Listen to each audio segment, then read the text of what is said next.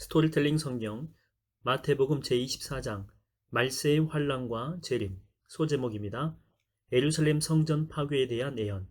때는 주 30년 봄.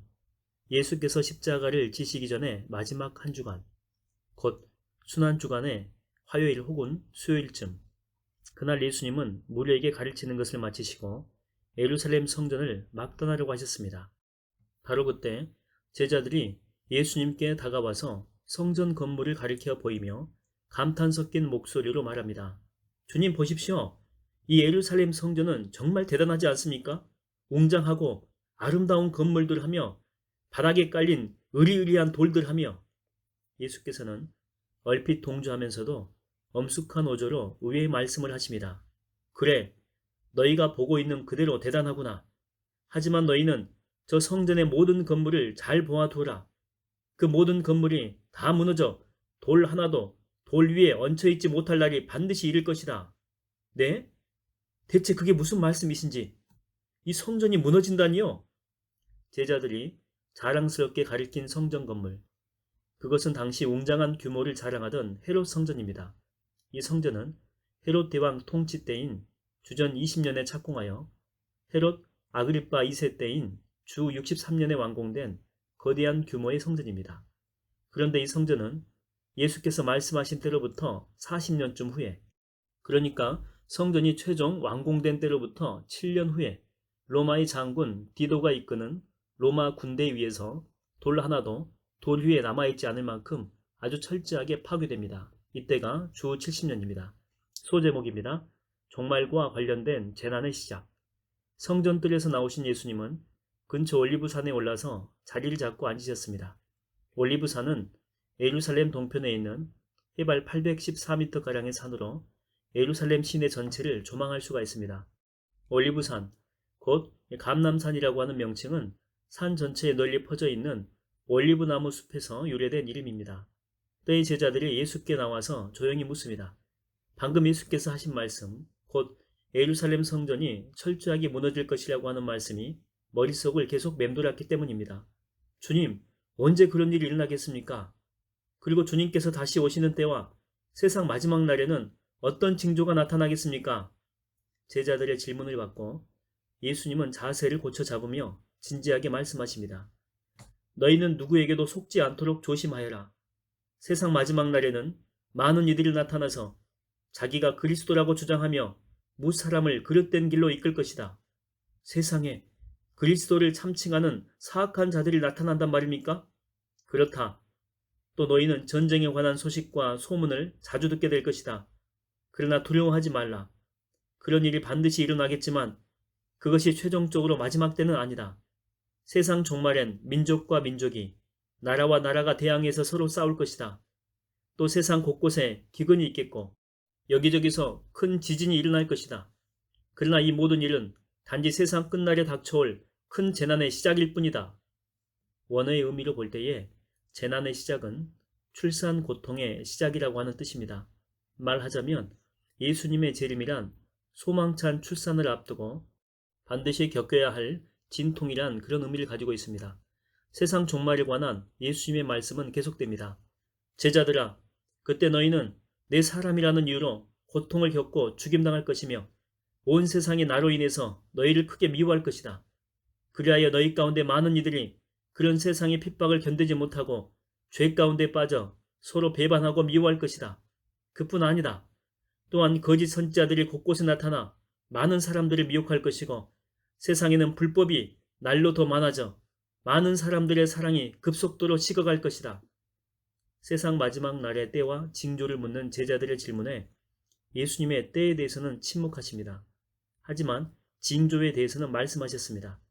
세상 마지막 날의 징조에 관한 예수님의 말씀을 요약하면 이러합니다. 첫째, 저 그리스도와 거짓 선지자들이 도처에서 출현하여 무사람을 미혹함. 둘째, 세상 곳곳에서 잦은 전쟁과 기근, 지진이 일어남. 셋째, 예수 그리스도 때문에 성도와 교회가 크게 핍박받음. 넷째, 세상 종말이 깊어질수록 불법이 횡령하고 사랑이 식어감. 주님, 그야말로 큰일입니다. 어떻게 그런 시대를 겪어야 할지. 예수님의 말씀을 듣고 제자들이 어두운 표정을 지으며 크게 근심스러운 듯이 탄식하며 말합니다. 그러자 예수께서 제자들을 격려하십니다. 두려워하지 말라. 어떻게 하든 참고 견뎌야 한다. 끝까지 참는 사람은 구원을 받을 것이다. 언제 이 모든 재난이 끝나고 세상 마지막 때가 될 것인지 궁금하느냐? 천국 복음이 세상 땅끝까지 전파되어 모든 민족이 그 복음을 전해 듣게 되는 날이 이를 터인데 바로 그때가 세상 끝날을 임하는 때이니라. 그래서 예수님은 부활하신 후에 제자들에게 지상 대명령, 곧 지극히 크고 고귀한 명령을 주셨습니다. 마태복음 28장 19절과 20절을 읽어드리겠습니다. 그러므로 너희는 가서 세상 모든 민족의 사람들을 제자로 삼아 아버지와 아들과 성령의 이름으로 세례를 베풀고 내가 너희에게 명한 모든 것을 그들에게 가르쳐 지키게 하라. 또한 예수님은 승천 바로 직전에 곧 이 땅을 마지막으로 떠나가시면서 지금 말씀을 베푸신 올리브산에서 마지막으로 제자들에게 말씀하십니다. 이거는 사도행전 1장 8절에 나와 있습니다. 성령이 너희에게 임하시면 너희가 권능을 받게 될 것이고 그러면 너희는 예루살렘에서 시작하여 유대와 사마리아 전 지역을 거쳐 땅끝까지 이르러 나의 증인이 될 것이다. 소제목입니다. 종말에 있을 가장 큰 재난. 다들 왜 그리 얼굴 표정이 어두운 것이냐? 내가 지금 말한 것들은 재난의 시작일 뿐 세상 종말의 날이 다가올수록 이 땅에는 더욱더 큰 재난이 임할 것이다. 주님, 그것들은 또 어떤 재난입니까? 참으로 감당하기가 어렵습니다. 제자들은 더욱 어둡고 근심스러운 표정을 지으며 조심스럽게 물었습니다. 예수님은 장차 세상의 종말의 때에 사람들이 겪을 가장 큰 재난에 관해서 말씀하십니다. 옛적 선지자 다니엘이 말한 대로 멸망에 가증한 것이 거룩한 것에 서 있는 것을 보거든 그때 너희는 만사를 제쳐두고 얼른 도망가거라. 주님, 다니엘 선지자가 말한 멸망에 가증한 것은 무엇입니까? 그 말이 무슨 말인지 그 의미를 깨닫도록 애써 봐라. 무슨 뜻일까요? 다니엘의 예언에 언급된 멸망에 가증한 것은 1차적으로는 유대교의 가혹한 박해자였던 안티오코스 에피파네스 4세가 하나님의 성전에 세운 제우스 신상을 가리킵니다. 이런 맥락에서 고려해 볼 때에 여기서 예수님이 말한 멸망에 가증한 것도 구체적으로는 그것이 무엇인지 알 수 없지만 분명 세상 종말의 거룩한 하나님의 성전, 곧 믿는 자들의 거룩한 모임인 교회 공동체를 지독히도 모독하는 그 무엇임에는 분명합니다. 예수님은 계속해서 말씀하십니다. 그때 유대 땅에 있는 사람들은 근처 산으로 도망하고 지붕 위에 있는 사람들은 집 안에 있는 물건을 꺼내려고 내려가지 말고 밭에 있는 사람들은 겉옷을 가지러 집으로 돌아가지 마라. 그날은 임신한 여자들과 젖먹이를 둔 여자들이 화를 입을 것이다. 재난의 급박함을 알려주는 말씀입니다. 팔레스타인 가옥의 지붕은 평평하기 때문에 모임을 위한 공간으로도 사용됐습니다. 또 누구나 편하게 왕래할 수 있도록 바깥 계단을 통해서 올라가도록 했습니다. 따라서 큰 재난이 막 닥치려고 할 때에 만일 지붕 위에 있다면 집 안 물건을 가지러 집 안으로 들어가지 말고 지붕에서 바깥 계단을 통해서 바로 집 밖으로 도망쳐야 한다라고 하는 말씀입니다. 하지만 이때 얼른 도망갈 수 없는 임산부들이나 젖먹이를 둔 여자들은 화를 당하게 될 것이라고 하는 말씀입니다. 예수님의 말씀을 듣는 제자들의 표정이 점점 더 일그러집니다. 그처럼 도망가는 일이 겨울이나 안식일에 발생하지 않도록 기도하라. 그때 아주 큰 재난이 너희에게 닥칠 것인데 세상 처음부터 지금까지 없었고 앞으로도 없을 아주 큰 고통을 겪게 될 것이기 때문이다. 하나님이 그 고통 기간을 단축시켜 주지 않으신다면 아무도 목숨을 건지지 못할 것이다.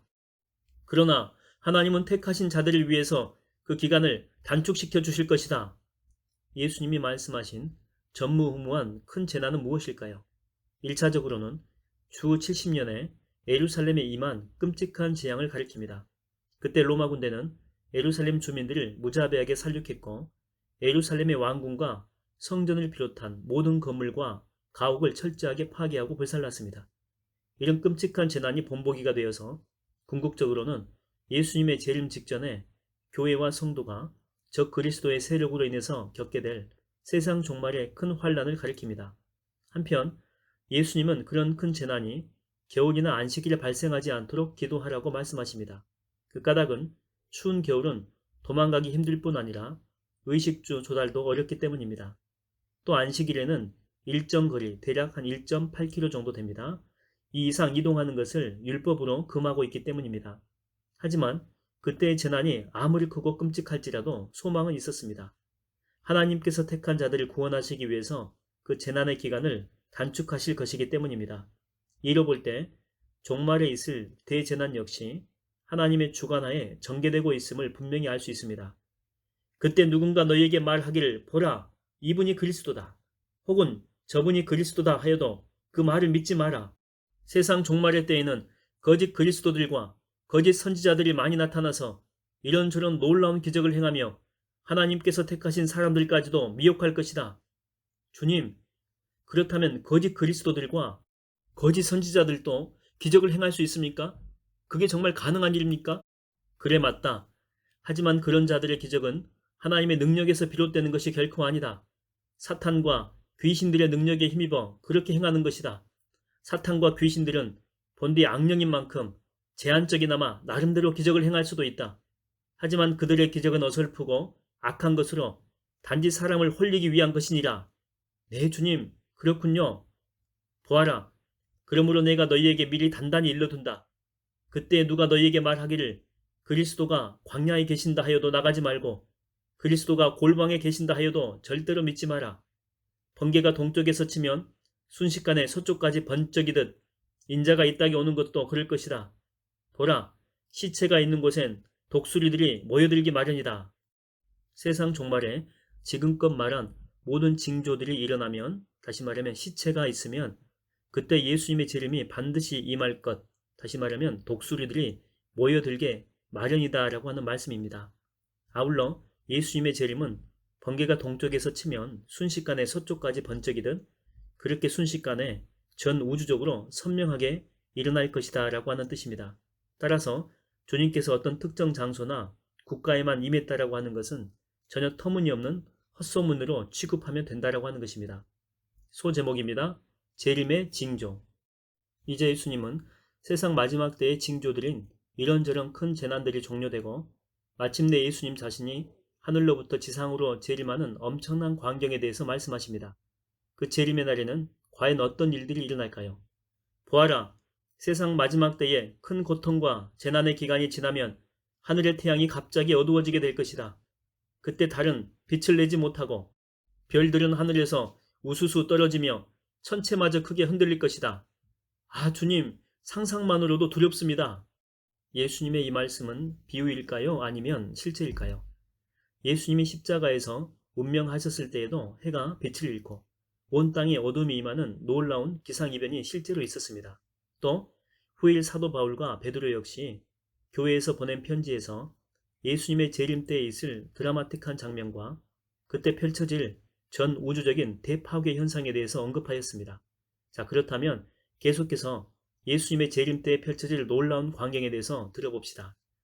태양과 달이 빛을 내지 못해 어두워지고 별들이 떨어지며 천체가 크게 흔들리는 그때가 되면 그제야 비로소 인자의 모습이 하늘에 나타날 것이다. 그렇게 되면 세상 모든 나라와 민족의 불신자들이 후회로 가슴을 치며 크게 통곡할 것이다. 그렇게 통곡하면서 그들은 인자가 하늘에서 구름 타고 큰 권능과 영광으로 임하는 것을 똑똑히 보게 될 것이다.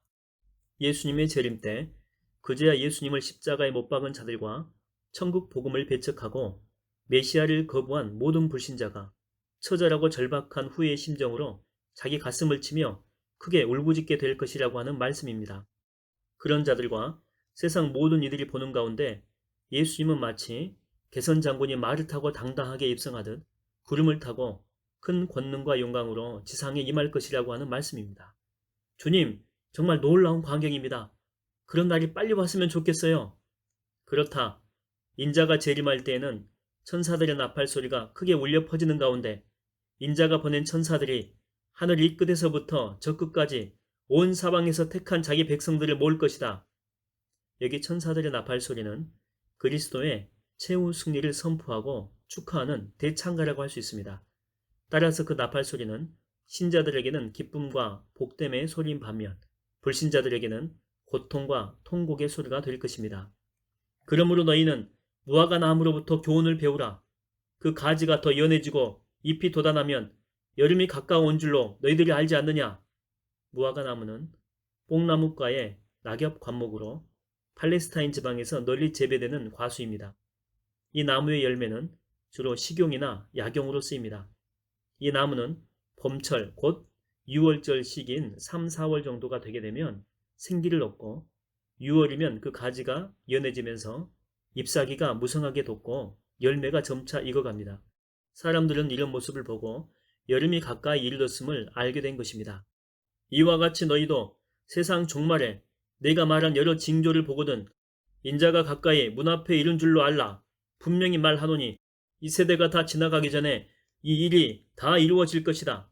하늘과 땅은 없어질지라도 내가 한 말은 결단코 없어지지 않을 것이다. 네, 주님?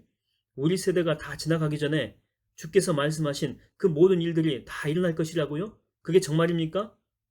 여기에서 예수께서 말씀하신 이 세대는 예수님 당시의 사람들을 가리키고 이 모든 일은 방금 전에 언급하신 큰 환란, 곧 예루살렘의 멸망을 가리킵니다. 따라서 이 말씀은 예수님 당시의 사람들이 다 죽기 전에 예루살렘의 멸망이라고 하는 큰 환란을 겪게 될 것이라고 하는 말입니다. 실제로 그랬습니다. 예수님의 이 말씀이 선포된 때는 주 30년이었고 예루살렘 멸망은 그로부터 40년 뒤인 주 70년에 있었습니다. 그러므로 그 세대의 사람들 중 상당수는 살아있는 동안에 예루살렘의 멸망이라고 하는 큰 환란을 목격했을 것입니다.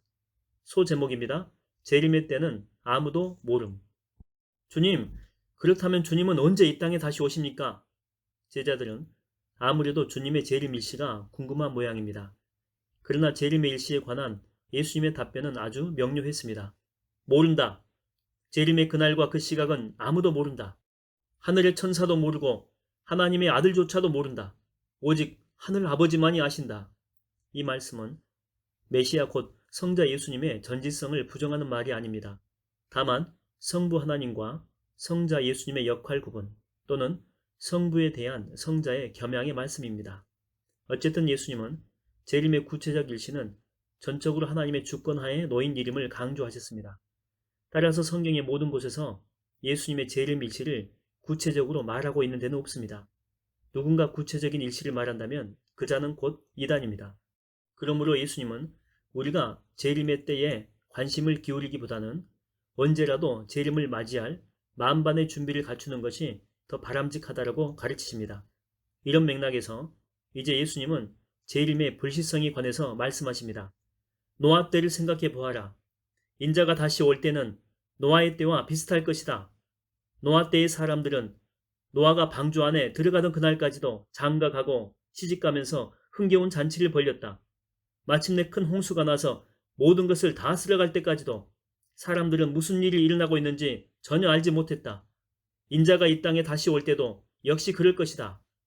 노아 당대의 사람들은 세속적이며 육체적인 일에 모든 관심과 정력을 쏟느라 홍수 시판이 임한 당일까지도 곧 죽음의 순간까지도 전혀 깨닫지 못했습니다.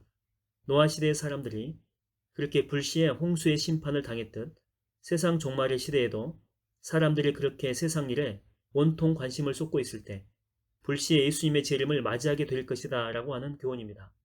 그러므로 예수님은 언제 어느 때에 임할지 모르는 재림에 대비하여 항상 영적으로 깨어 있어야 한다라고 강조하십니다. 그래서 믿음으로 재림을 대비한 자의 구원과 불신으로 대비하지 못한 자의 멸망이 어떠할 것인지 극명한 대비를 통해서 보여주십니다. 자 보아라. 그때 두 사람이 밭에서 함께 일해도 한 사람은 데려감을 당하고 다른 한 사람은 버려둠을 당할 것이다. 또 두 여자가 함께 맷돌을 갈아도 한 사람은 데려감을 당하고 다른 한 사람은 버려둠을 당할 것이다. 예수님의 재림은 어느 날 어느 때에 불시에 있을 것인데 그때 세상 모든 사람들은 각자의 자리에서 구원 혹은 멸망으로 그 운명이 극명하게 갈릴 것입니다. 믿음으로 준비된 자는 구원을, 불신으로 준비되지 못한 자는 멸망을 겪게 될 것입니다. 그러므로 불시에 있을 재림의 날을 대비하여 영적으로 항상 깨어 믿음을 준비해 놓고 있어야 한다라고 거듭 강조하십니다. 그때 구원받지 못하고 버림당한 사람의 처지는 어떻게 될까요? 제자들은 숙연해집니다. 그러므로 항상 깨어 있어라. 언제 인자가 다시 올련지 너희가 알지 못하기 때문이다. 명심하여라. 밤중에 도둑이 언제 들지를 안다면 집 주인은 깨어 있으면서 도둑이 들지 못하도록 집을 단단히 지키고 있을 것이다. 마찬가지다. 너희도 그렇게 준비하고 있어야 한다. 너희가 생각하지 않는 때에 인자가 이 땅에 다시 올 것이기 때문이다. 예수님은 자신의 재림이 불시에 이루어질 것임을 더욱 강조하기 위해서 도둑의 예까지 드십니다. 세상에 그 어떤 도둑도 언제 어느 때 도둑질에 갈 것이라고 집주인에게 미리 알려주지 않습니다. 항상 예상치 못한 때에 불쑥 침입하여 도적질합니다. 그래서 집주인은 언제 침입할지 모르는 도둑에 대비해서 항상 깨어 집을 단단히 지키고 있어야 합니다. 마찬가지입니다. 그렇게 사람들은 예수님의 재림에 대비하여 자기 심령의 집을 단단히 지키고 있어야 합니다. 소제목입니다. 충성된 종과 불충한 종. 지금껏 예수님은 자신의 재림이 불시에 곧 아무도 예상치 못한 날과 때에 갑자기 일어날 것이라고 하는 것을 강조하셨습니다. 이제는 한 걸음 더 나아가 불시에 이루어진 재림의 날에 각각의 사람에 대해서 그들의 행위대로 공정한 심판이 있을 것이다 라고 하는 것을 가르치십니다. 지혜롭고 충성스러운 종은 어떤 사람이냐? 주인이 맡긴 집을 잘 관리하고 집안 사람들에게 때맞춰 음식을 공급해주는 사람이 아니냐?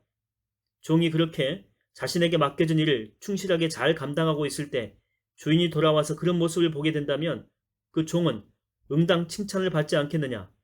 주인은 이처럼 지혜롭고 충성된 종에게는 그를 믿고 자신의 모든 재산을 맡길 것이다. 예수님의 재림이 언제 어느 때 있을 것인지에 상관없이 평소에 항상 깨어서 자신에게 주어진 직무를 잘 감당하는 자는 주의 재림의 때에 그에 상응하는 칭찬과 상급을 받게 될 것이다 라고 하는 가르침입니다. 이어 예수님은 이와 반대되는 경우도 말씀하십니다. 주의 재림의 때에 전혀 준비되지 못한 상태에 있는 악하고 어리석은 종의 이야기입니다. 그러나 어떤 종이 악한 마음을 품고 생각하기를 주인이 돌아오려면 아직 멀었다라고 하면서 동료 종들을 때리고 술 친구들과 어울려 흥청망청 먹고 마신다라고 하자. 그런데 어느 날 생각지도 않은 때에 집 주인이 갑자기 돌아와서 그런 종의 모습을 본다면 어찌하겠느냐. 이 위선자여 하고 크게 질책하면서 그 종에게 엄한 벌을 내리고 감옥에 가두지 않겠느냐? 그러면 그 종은 거기서 가슴을 치며 슬피 울면서 이를 갈 것이다. 자, 그렇다면 우리는 주님 앞에 어떤 종입니까? 어떤 종이 되어야 마땅합니까? 지혜롭고 충성된 종입니까? 아니면 악하고 어리석은 종입니까? 주님의 재림의 때가 가까이 이르렀음을 보여주는 각양의 징조들이 도처에 가득한 이 시대에 매일매일 스스로 성찰해 봅시다.